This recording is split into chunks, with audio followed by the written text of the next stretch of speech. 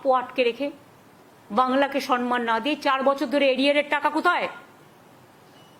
বাংলার 100 দিনের কাজের টাকা দেন না,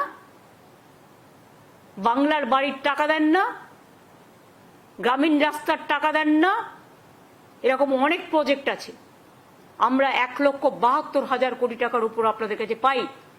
কাজ করিয়ে লোককে পয়সা দেননি, সেই টাকা কে দেবে?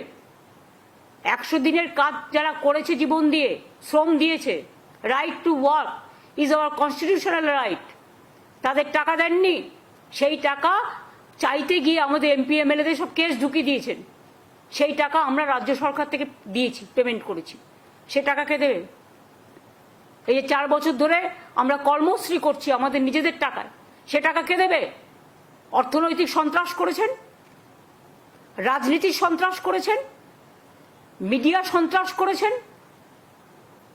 বাংলা দিবস পালন করছে যারা বাংলাকে অবজ্ঞা করে, বাংলাকে বঞ্চনা করে, বাংলাকে লাঞ্ছনা করে,